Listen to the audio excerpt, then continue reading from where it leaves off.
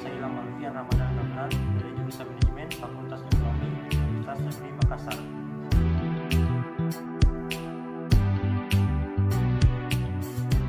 Obligasi.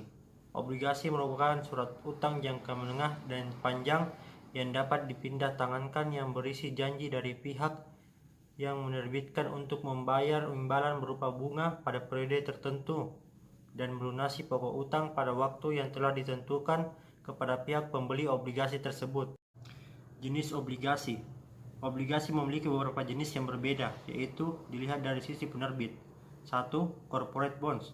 Corporate bonds adalah obligasi yang diterbitkan oleh perusahaan, baik yang berbentuk badan usaha milik negara atau BUMN, ataupun badan usaha swasta. Yang kedua, government bonds. Government bonds adalah obligasi yang diterbitkan oleh pemerintah pusat. Yang ketiga, municipal bonds. Municipal bonds adalah obligasi yang diterbitkan oleh pemerintah daerah untuk membiayai proyek-proyek yang berkaitan dengan kepentingan publik atau public utility. Jenis obligasi dilihat dari sistem pembayaran bunga. Yang pertama, zero coupon bonds.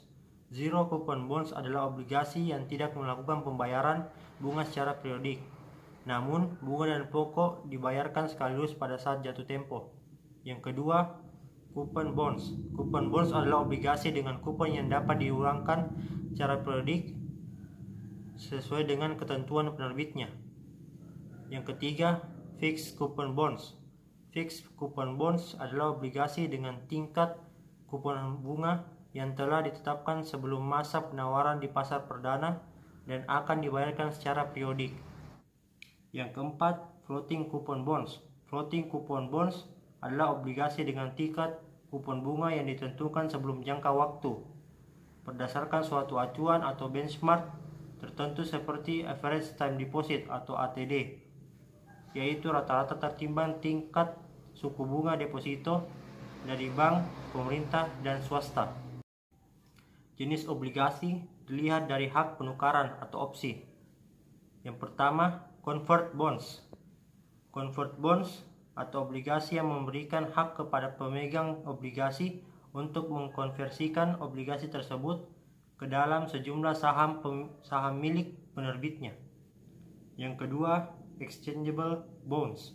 Exchangeable bonds adalah obligasi yang memberikan hak kepada pemegang obligasi untuk menukar saham perusahaan ke dalam sejumlah saham perusahaan afiliasi milik penerbitnya.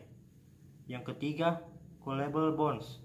Callable bonds adalah obligasi yang memberikan hak kepada emiten untuk membeli kembali obligasi pada harga tertentu sepanjang umur obligasi tersebut. Yang keempat, putable bonds. Putable bonds adalah obligasi yang memberikan hak kepada investor yang mengharuskan emiten untuk membeli kembali obligasi pada harga tertentu sepanjang umur obligasi tersebut. Jenis obligasi dilihat dari segi jaminan atau kolateralnya. Yang pertama, secure bonds. Secure bonds adalah obligasi yang dijamin dengan kekayaan tertentu dari penerbitnya atau dengan jaminan lain dari pihak ketiga. Yang kedua, guaranteed bonds. Guaranteed bonds adalah obligasi yang pelunasan bunga dan pokoknya dijamin dengan penanggungan dari pihak ketiga. Yang ketiga, mortgage bonds. Mortgage bonds adalah obligasi yang pelunasan bunga dan pokoknya dijamin dengan agunan hipotek atau properti ataupun aset tetap. Yang keempat, collateral trust bonds. Collateral trust bonds adalah obligasi yang dijamin dengan efek yang dimiliki penerbit dalam portofolionya, misalnya saham-saham anak perusahaan yang dimilikinya. Yang kelima, unsecured bonds. Unsecured bonds adalah obligasi yang tidak dijaminkan dengan kekayaan tertentu, tetapi dijamin dengan kekayaan penerbitnya secara umum.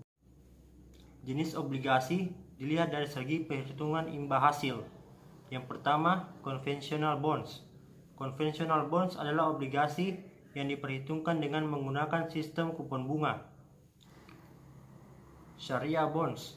Sharia bonds adalah obligasi yang diperhitungkan imbal hasil dengan menggunakan perhitungan bagi hasil. Dalam perhitungan ini dikenal dua macam obligasi syariah. yaitu yang pertama, obligasi syariah mudharabah, yang merupakan obligasi syariah yang menggunakan akad bagi hasil sedemikian sehingga pendapatan yang diperoleh investor atas obligasi tersebut diperoleh setelah mengetahui pendapatan emiten. Yang kedua, obligasi syariah ijarah, yang merupakan obligasi syariah yang menggunakan akad sewa sedemikian sehingga kupon atau fee ijarah bersifat tetap dan bisa diketahui atau diperhitungkan sejak awal obligasi diterbitkan. Karakteristik obligasi. Yang pertama, nilai nominal atau face value adalah nilai pokok dari suatu obligasi yang akan diterima oleh pemegang obligasi pada saat obligasi tersebut jatuh tempo.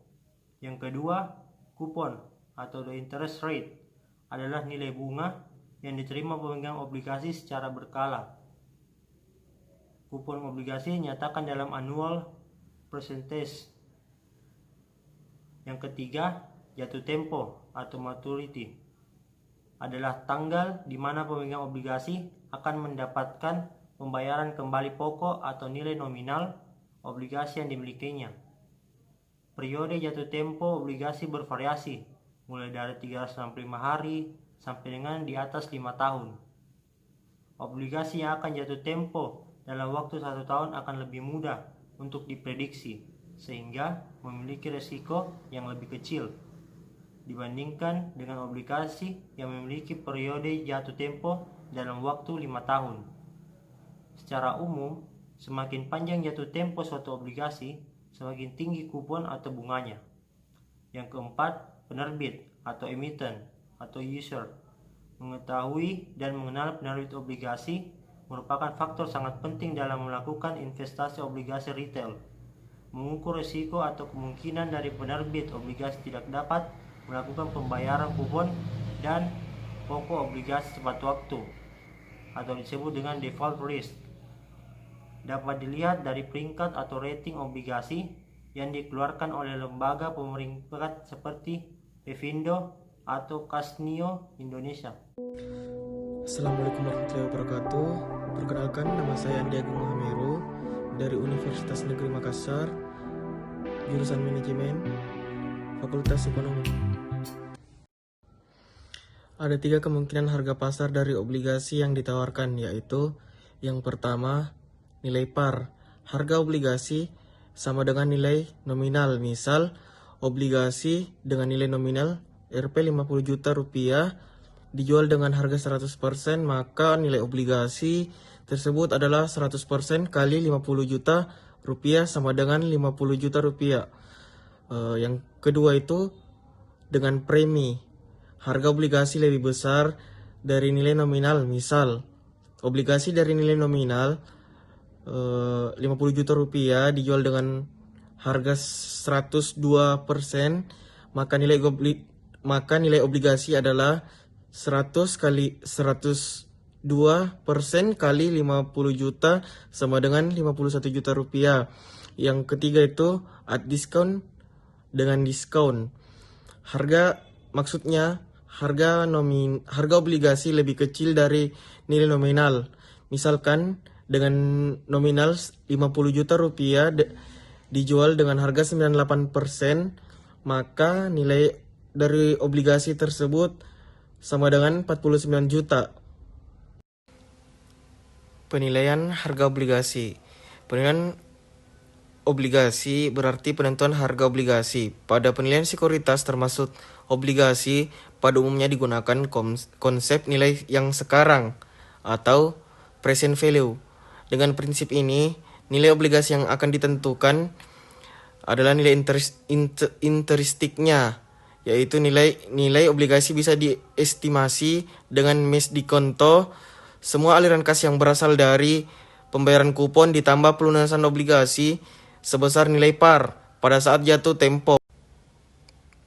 Adapun yield obligasi yang pertama itu pendapatan atau imbal atau return yang akan diperoleh oleh investasi obligasi dinyatakan sebagai yield, yaitu akan diperoleh investor apabila menempatkan dananya untuk dibelikan obligasi.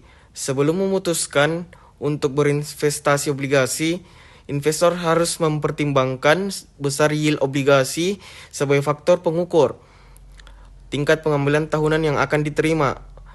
Dan adapun dua macam istilah yang digunakan penentuan yield, yaitu current yield dan yield to maturity. Dari gambar di atas, selain menunjukkan adanya hubungan yang terbalik antara yield dan harga obligasi, gambar tersebut juga mencerminkan adanya 4 hal penting, yaitu yang pertama, jika yield di bawah harga jual, maka obligasi akan lebih tinggi dibandingkan parnya, dalam kurung harga premi. Yang kedua, jika yield di atas kupon, maka harga obligasi yang akan lebih rendah dari nilai parnya, dalam kurung harga diskon. Yang ketiga, jika yield sama dengan tingkat kupon yang diberikan, maka harga obligasi tersebut akan sama dengan nilai parnya. Yang terakhir, hubungan antara harga dan yield tidak terbentuk garis lurus, tetapi membentuk sebuah kurva cekung. Jika yield turun, maka harga akan meningkat dengan kenaikan yang semakin kecil dan sebaliknya. Sekian dari saya, terima kasih. Wassalamualaikum warahmatullahi wabarakatuh. Assalamualaikum warahmatullahi wabarakatuh. Perkenalkan, nama saya Ummul Fadilah dari angkatan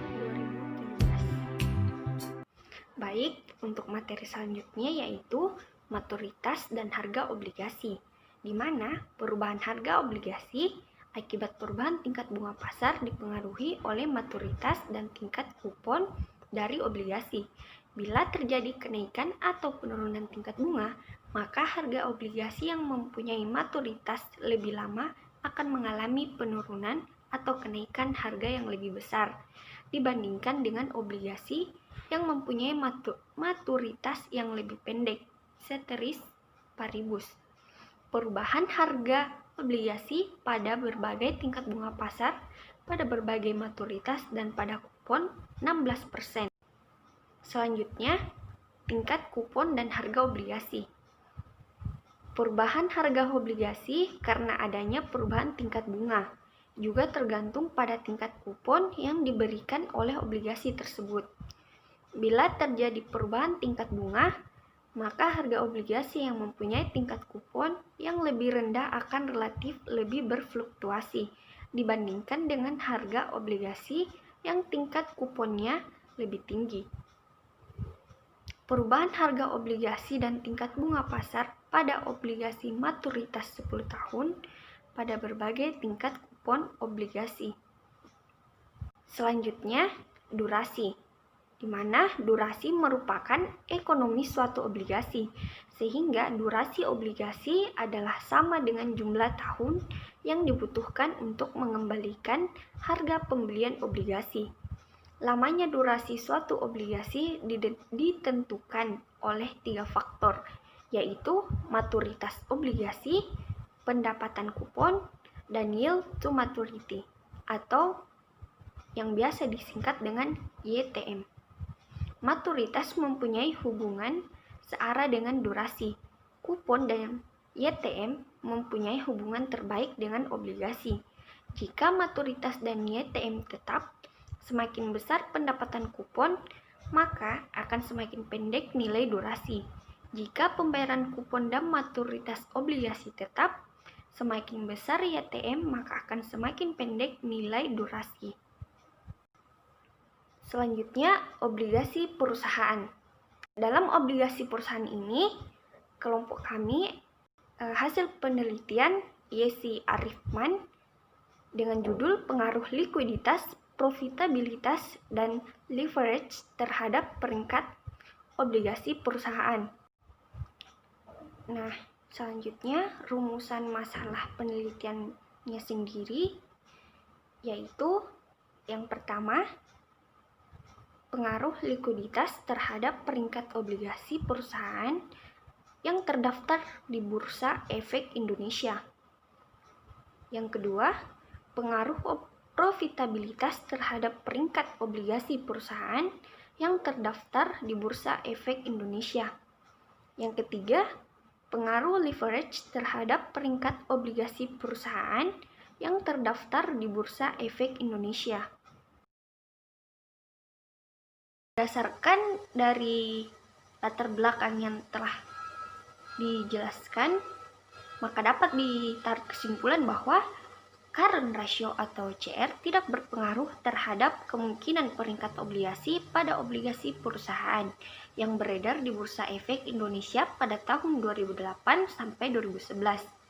Return on asset atau ROA berpengaruh signifikan positif terhadap peringkat obligasi pada obligasi perusahaan yang beredar di Bursa Efek Indonesia pada tahun 2008 sampai 2011. Yang terakhir, debt equity ratio atau DER tidak berpengaruh signifikan terhadap peringkat obligasi pada obligasi perusahaan yang beredar di Bursa Efek Indonesia pada tahun 2008 sampai 2011. Assalamualaikum warahmatullahi wabarakatuh.